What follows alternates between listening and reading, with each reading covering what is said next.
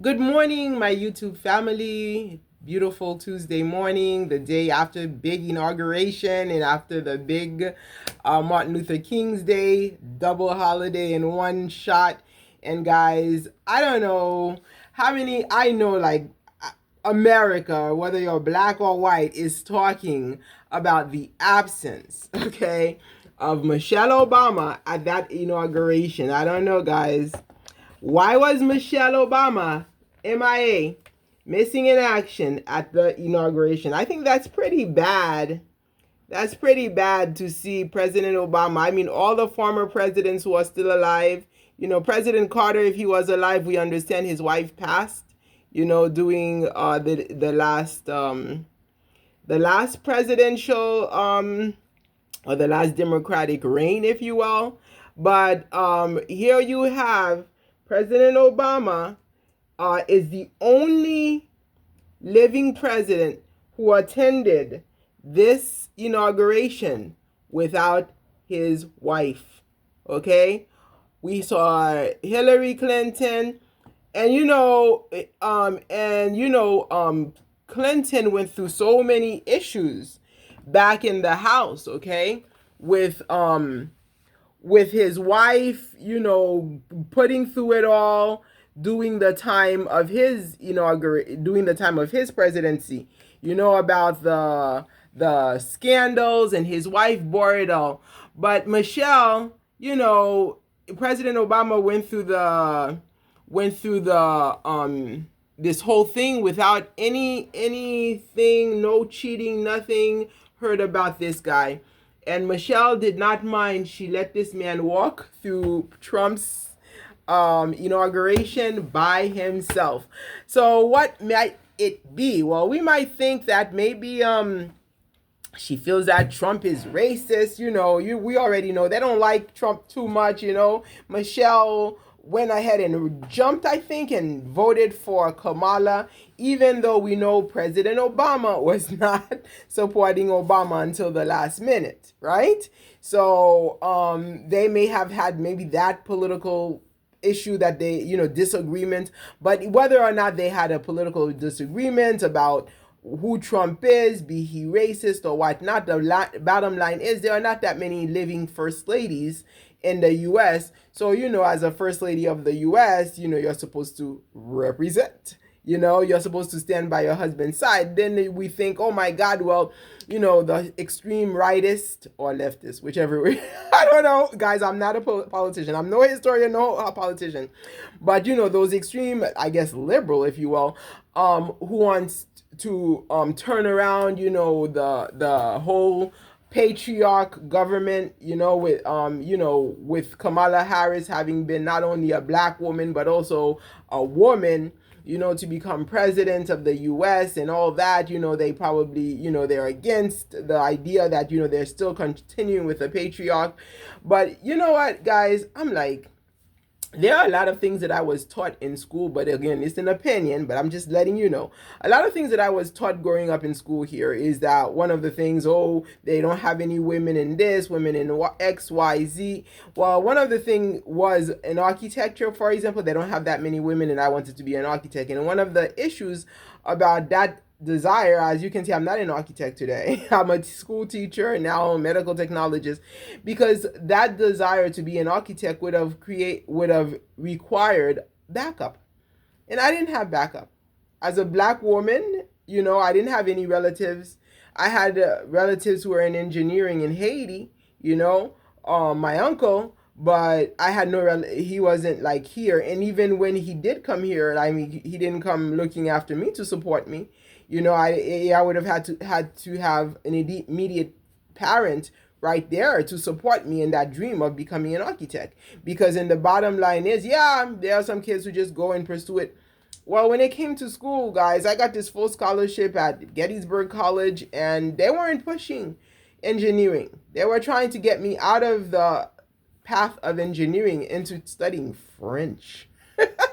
And then when, of course, I rebelled against that, so then they managed to maneuver to get me into English, because I was required, because I wasn't that great in reading in my reading test on my SAT. So I was required to take a reading class, not a reading class, a writing composition was the comparable one to kids who did not do that well in their reading. I did super well in math. I got like a 750 or something in math SAT, but in reading, I guess I probably just got credit for signing my name in in that reading paper. But anyways, um, I had to take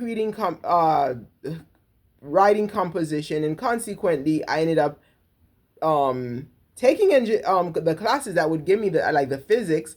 But it was like in my year, I don't know if they heard, oh, there's this little black girl, because that school didn't have that many kids. There's this little black girl coming into engineering, and we're gonna have to send her to Columbia in 2 years. So then they had this requirement: how do we keep her out of physics? So they actually managed to keep me out of physics by requiring this Stephen Hawkins. Those of you, I know he passed away not too long ago, like 2016 or something. The guy in the wheelchair. They required me to read his books and to study it and to take exams on his books about space. They sent me into space. I do not like NASA. Well, I'm not saying I don't like NASA. I don't like any space ideas about black holes and nebulas and galaxies and all that. Milky Way, Mars. I don't care about that. I don't care about the space science. And it wasn't the first time that I was forced into space science, because I was forced into space science, well, cajoled into space science. But that time in Gettysburg, I was forced into space science instead of taking my regular physics class. Yeah, I learned neat things like how to make a hologram with a laser light. But hey, I mean, it's very costly, that machine, to make it. So it's not like I could make it outside of that school with their $1 million machine that was making the laser, that with the laser that was making the holograms. But it was a nice experience, but I didn't even learn anything out of it, until much later, when I started taking real physics classes and realized the beauty that Gettysburg deprived me of with their $100,000 a year school scholarship, But anyways, so engineering, I was kicked out of engineering by Gettysburg College by forcing me into this space science in their physics department before I can take the actual physics class that basically totally turned me off, and I ended up not furthering physics classes in that school, because the guy who forced me into space science is, I guess, racist, long black hair, white guy, and then they decided that your advisor is going to be the department chair. So he was the department chair. So the guy was my advisor. And he was the one who's telling me, why are you studying engineering? Why do you want to go into engineering? Why don't you study French? And he was very snotty about it. So anyway, that's how I got out of engineering. But nonetheless, this is to show you how little support we have, because I didn't have any support. So this guy decided that he was going to control the engineering department, because the school didn't have an engineering department. They had to send me to Columbia University in New York. Anyway, so it's like, the process of becoming an exchange student or whatever, not exchange, off campus, because that school sent a lot of their students everywhere. We went abroad everywhere at your junior year. So nonetheless, I ended up not continuing with that program. I ended up with English and math, because at least in the math department, I didn't have to go through that hell, even though, anyway, it is what it is. So I didn't go into engineering. So this whole thing about pushing girls into things that, may not be that easy for them. It's great, let them try. But sometimes we don't have the resources. So, I mean, I don't know if this happens to be one of the issues that Michelle Obama had, with a gender issue, with fight with Obama. But obviously, probably saying, hey, you're not black anyway, you're half white, so you could go to your racist Trump inauguration and stay. I don't know, but it was, it looked pretty bad, Michelle. I mean, it really, really looked bad. But hey, it just becomes a gossip of the day, But then again, you might think, she probably doesn't want to get involved. The only thing they're going to talk about is fashion. I remember when she became first lady, You know, the only thing that America had to say was how bad her fashion was. And this is one of the reasons why I like Michelle, because of her simplicity in fashion and her simplicity. You know, I really like it when people are of high positions and are able to be very simple. But this also reminds me of Baron Trump. Well, I guess he's a teenager, 18-year-old. What do you expect? The way this boy, well, I guess his built, the way he's so tall, you know, I mean, caused him to seem very tall, arrogant, and cocky. I don't know, but you know, the way he like, eh, let me hear you guys, praise me. Oh. I'm like, oh my God. I hope this boy is not like too arrogant, because his father is just like this realist, but then his father is old enough to be his granddaddy, but I'm like, he's okay with it. His dad is president and, and he is built, he is privately trained, obviously, whatever, this is Trump, whether or not he's president, his kids are private education and high class American aristocracy, but still, I'm like, oh my God, this may be a future leader, man. This guy is, I'm like, this kid could be pretty cocky. But anyway, this is my impression of Barron Trump. But I guess maybe it's because of his height and, his build, the way I guess his shoulders are. Maybe that's why he seemed to be, maybe he's just, he was raised to be a normal kid. I don't know to what degree, I don't know. But I'm worried about Barron Trump. But anyways, I don't know, what do you guys think about the absence of Michelle Obama? Is it because there's trouble in paradise, like many people are saying? Or is it because she got upset, it is Trump and, it's this situation with the whole race situation? Is it a woman's thing, because it looked pretty bad. And Obama didn't look, I mean, he looked like, I am proudly going to walk here without Michelle. The way he's walking, right? It looks as if, there was definitely a broil when Michelle decided that she's not gonna show up to this inauguration. It's pretty bad, man. It's pretty bad for us women. I mean, Michelle is supposed to represent black women out there, when she comes out, but I guess she didn't want to represent black women here, as being subordinate to their husbands.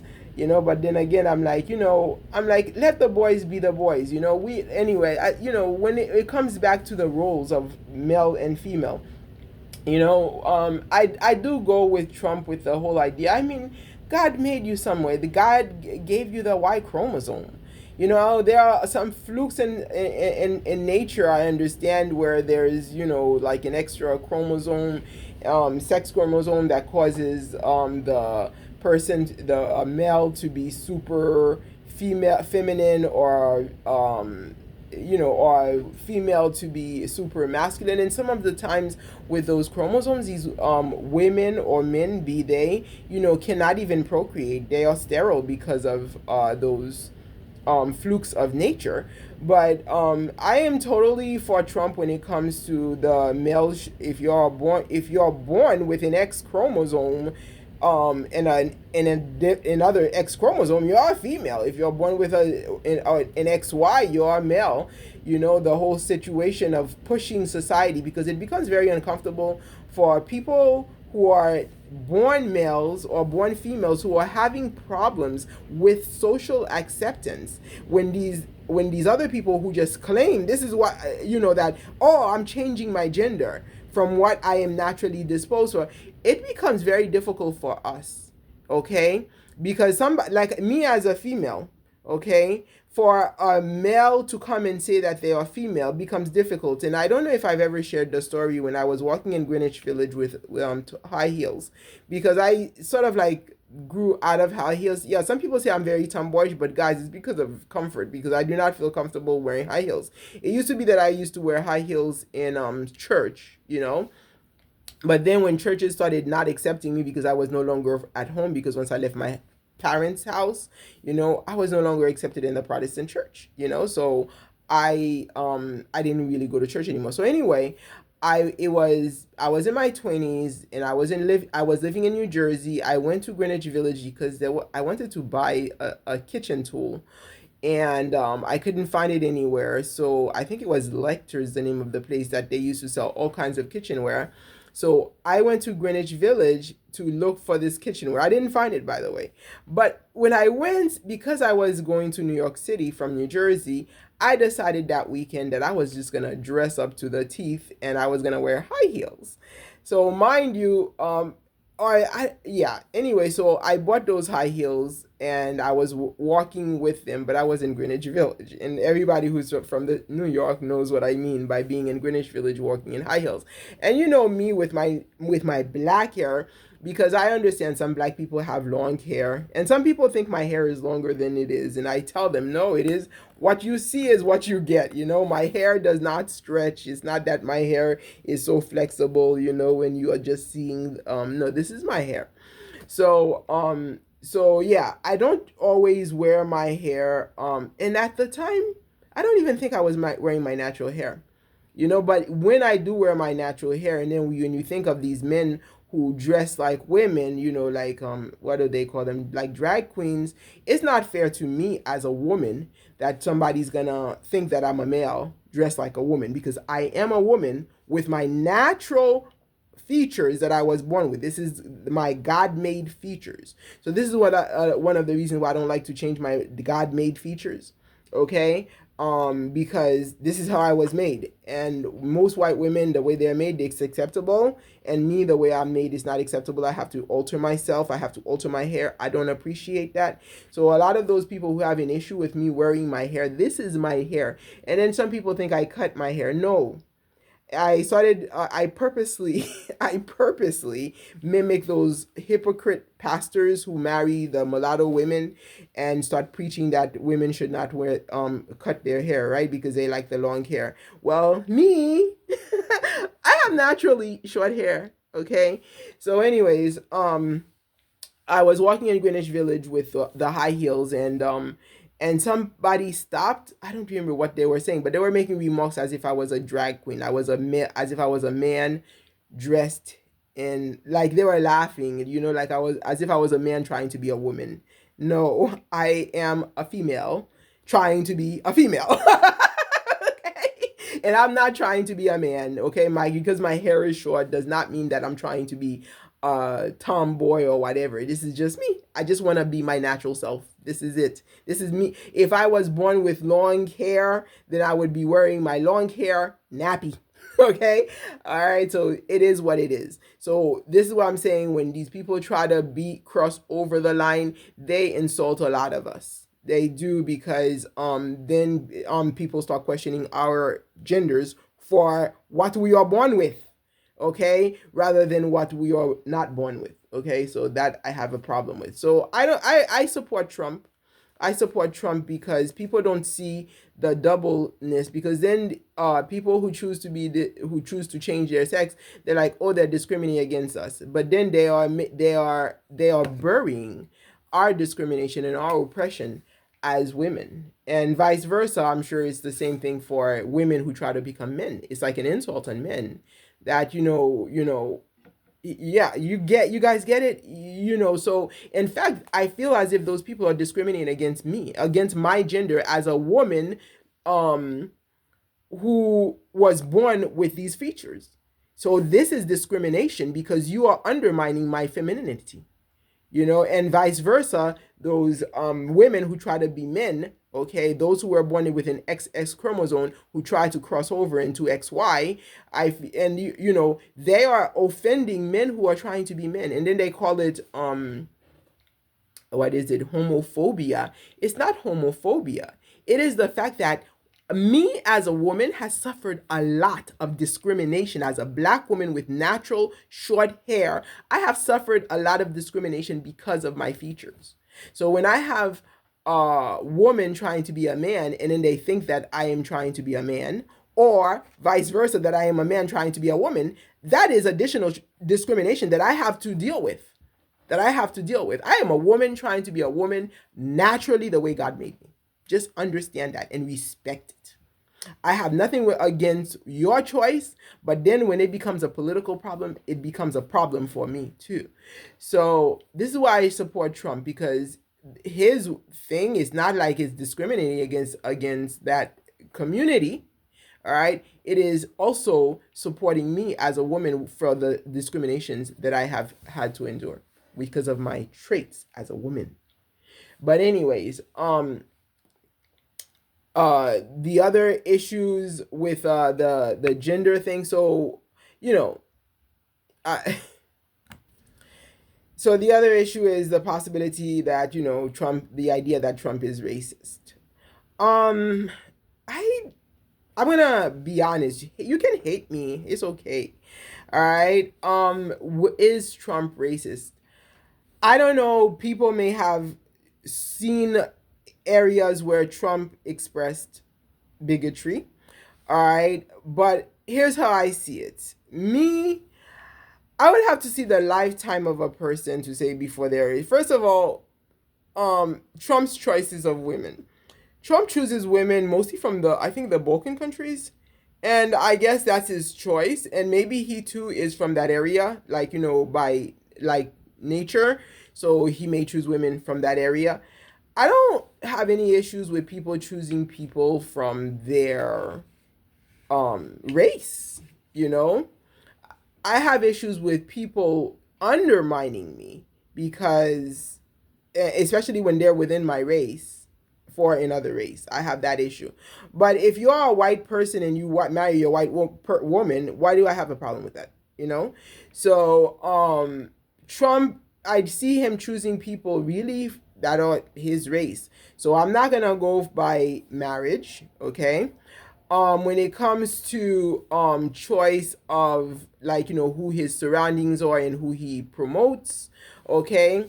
All right, let's look at Ayamara. Now he's attacking Christmas list, for example, right? But Ayamara selects white, and he's a black man. And his people had to force him to select them, and then he puts them down for it, right?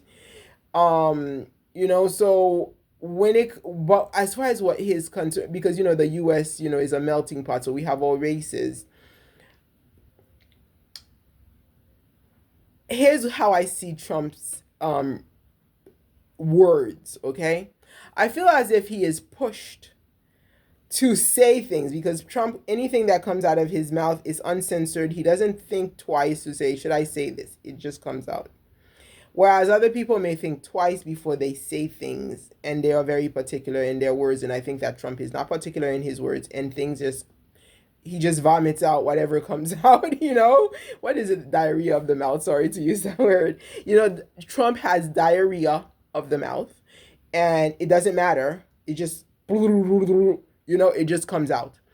So I don't judge him by what comes out of his mouth. I judge him by his actions. And, like, for example, in his last presidency, and I know he's been signing papers about, security needed on the southern borders. So he's attacking the southern border again when it comes to immigration.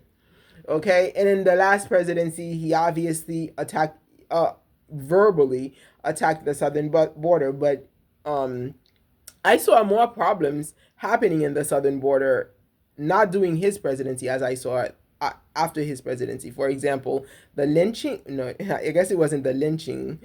I don't know what's the right word for it. I can't think about, but the situation that happened in Texas with, when I saw the pictures initially, I didn't know I didn't read the headlines. I just saw the pictures and I was like, oh, this looks like a painting from back in the 1800s, So I didn't pay, I wasn't very sensitized to what was actually happening when I initially saw the picture of what was happening to the Haitians in Texas during at the beginning of the last presidency. Now, I don't know what's going to happen to us during this presidency, but nonetheless, when I saw the pictures, I thought this was a painting from the 1800s. And I was like observing the painting, wondering, like, why are they putting out these paintings? Every so often you see these pictures from back in the 1700s. But anyway, I was like, that's a unique one, so this is how they used to, this was like slave poachers. This is how they used to grab the slaves, I guess, back in the 17 and 1800s, the runaway slaves.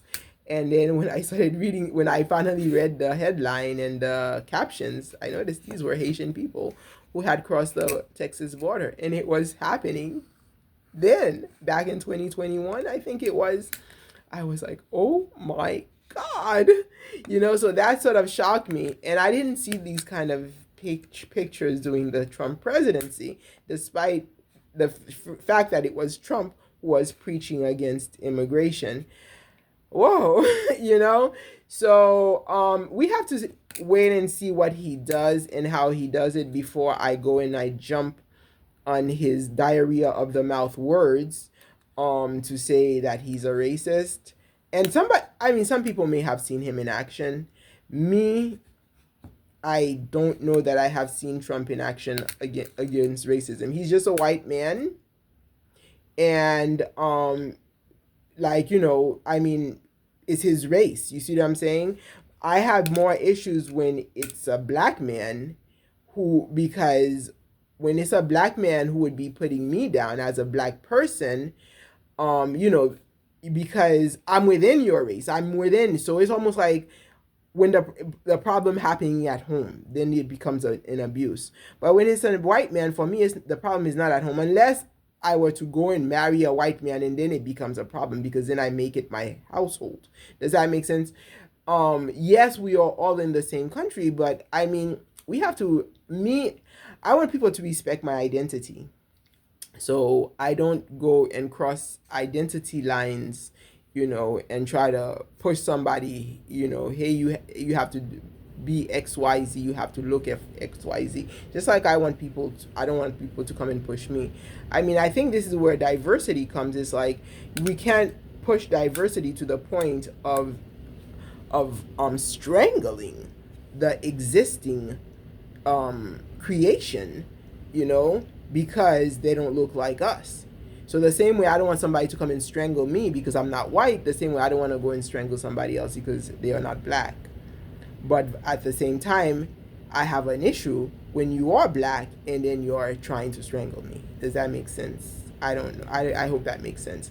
So nonetheless, Michelle Obama was absent. I don't know if it has to do with racism that she feels because she knows Trump.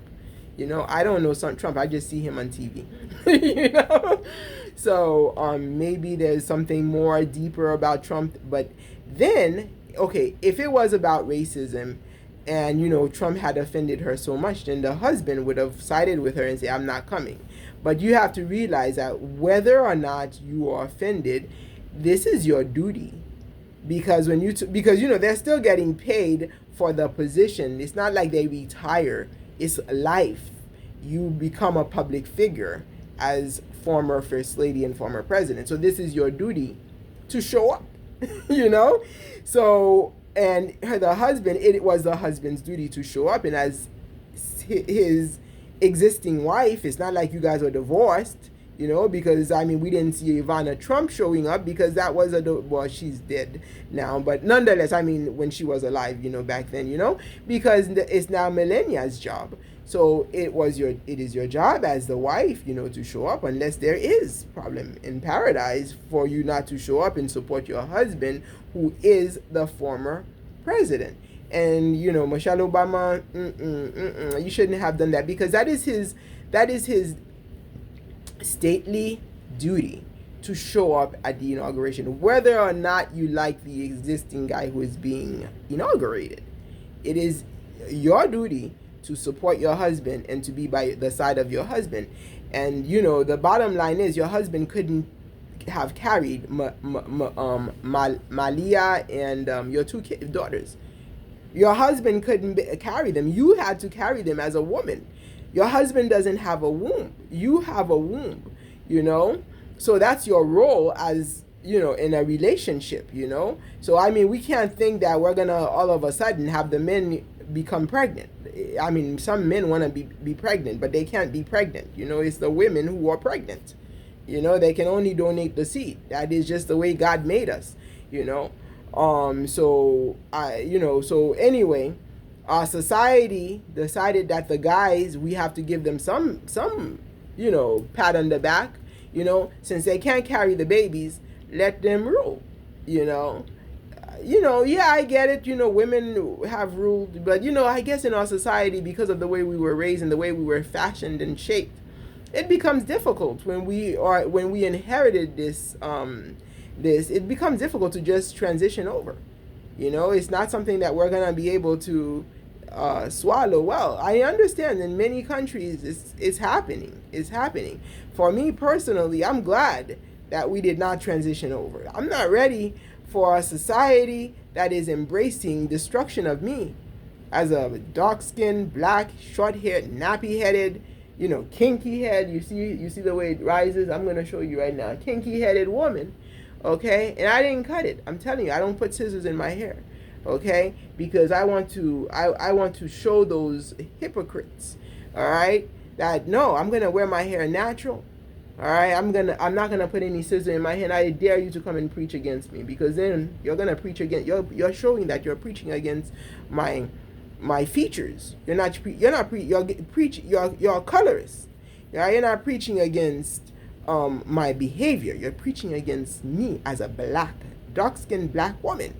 Okay, so the turnover, I'm not ready to accept it, because I want to live a life where, the roles continue to be as they were. I'm a conservative in that way. Let the roles continue being as they were, so I can try to survive. And this is what I have a problem with, this inflation, because you finish saving your money so you can move out, so I can be able to buy a second property, and then they make it impossible for me to buy a second property. After being so conservative, you don't go and risk, you don't take risk, and then they make it impossible for you to move forward and to do something for yourself and to build yourself, and you got to start from scratch. So this inflation problem bothers me, because okay, they're like, oh, raise salaries to match the inflation. So I mean, what is the difference with like, say houses costing $100,000 a year, and you're making $40,000 a year as a teacher, because this is sort of how much I was making when houses were $150.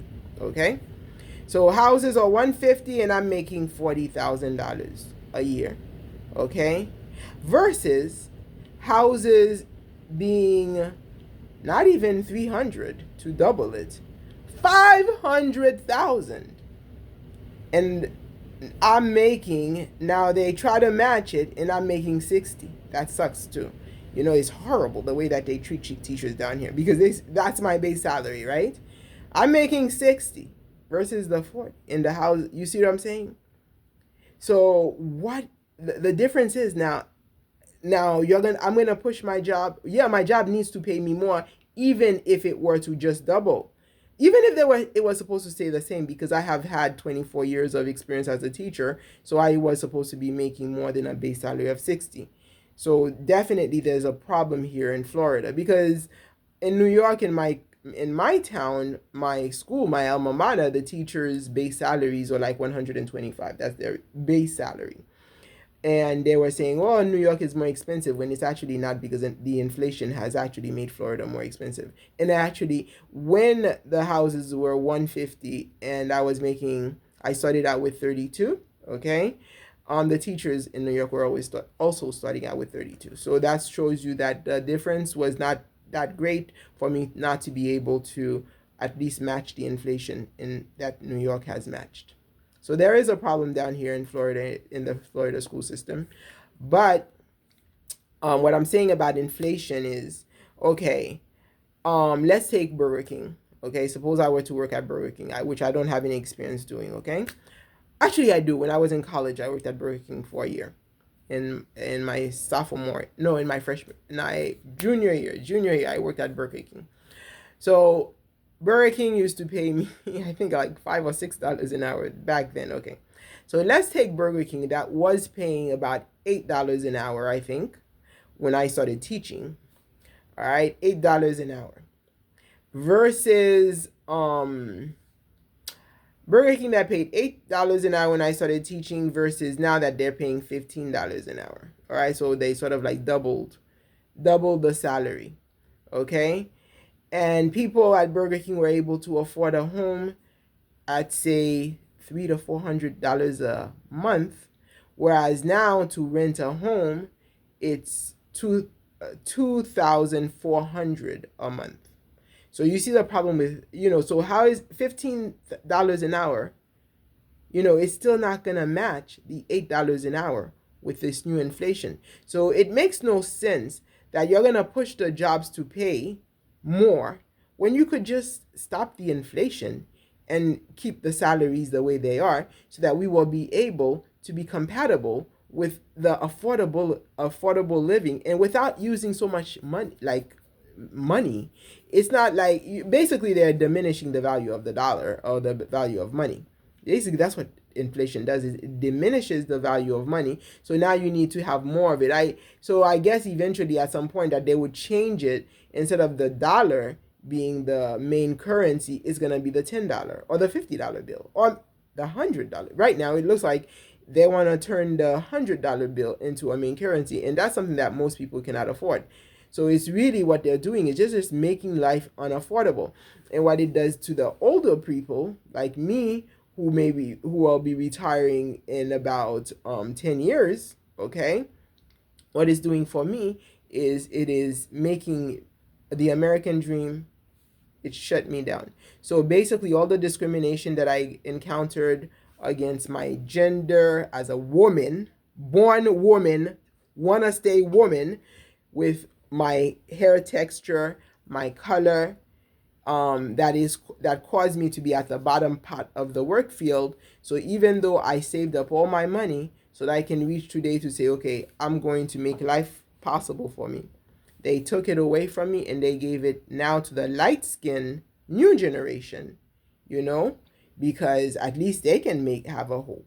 Okay, so then they are promoting the socially advantaged through my entire lifetime. That's what inflation does.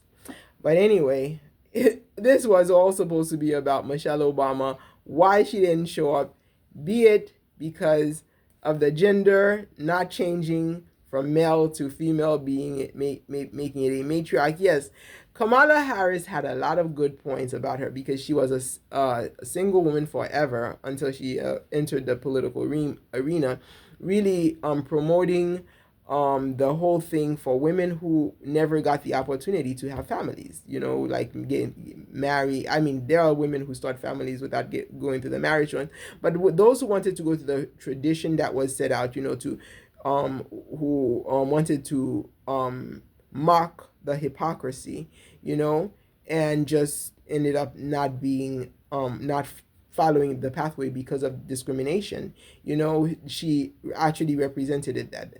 But at the same time, many things that did happen during Kamala's um, tenure, I guess, in administration, made us worry, because those people like me who are fighting against colorism, it was a very scary thing for me. It was going to be an age of terror for me, had she taken office, especially with Biden possible conspiracy with Haiti, and the murdering of the first guy in Haiti who actually had a black woman in office, a dark skinned woman, because the other administrations in Haiti were promoting light skinned mulatto women and putting black women down like we were trash, like we were the pigs, as they continue to force us to become slaves, to keep Haiti looking beautiful, as they parade around the streets of Haiti with their white mulatto women. So that man was shot dead, the one who was first trying to put some dignity for the black dark-skinned women of Haiti. So when Biden went and sided with Kenya, to continue, strangers coming into who are our color, it's like let the blacks bury the blacks or something. I don't know, come into our country, to continue this oppression of blacks. It was a scary thing. It was a scary thing. And the killing of Jovenel itself, of course, was very scary, because it was doing at the dawn of Biden's tenure in his administration. Makes one wonder and wonder and wonder and wonder. But nonetheless, all that scary part is gone. So that those parts, I made it very scary for me if Kamala would have become president, and sometimes when you are not of okay, when you have a leader who doesn't put themselves under the, because Kamala is not black, and in her country she's not black, and so, and she never really embraced the black community, so it became, she was a hypocrite in the sense that she was trying to make it look like she supported black community, but nonetheless, since she was using that for her political campaign. So the idea is, when you are under the that black umbrella, okay, and then if you're attacked, it becomes very difficult for you to find help. The real people who are being oppressed, it becomes more difficult, all right, to find help, you know, because you see, like, for example, when we had, I'm not talking about apartheid because the apartheid sounds horrible, guys. That's colorism. I mean, but when we had pure segregation in the United States, did you see the unity of black people that I think we don't have today? We don't have today. If you saw the way King walked, I mean, it was like, yeah, his wife was light skinned though. I think she was descendant of some black white person somehow. But the unity that I saw among the black people, I felt when I first came into the US, is not there anymore. It's not there anymore. It's all about money now, more or less, so and power, and manipulating black people. It's like the Haitians are being manipulated by those who want to be in power.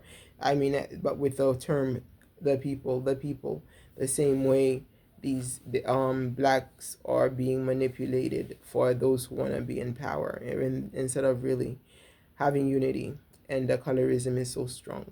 So this is what I had to say about Michelle Obama's missing in action at the Trump inauguration as we still I identify them as president because they were once president, as President Obama walks by himself, seemingly proudly trying to hold his composure for whatever happened between him and the wife back at home.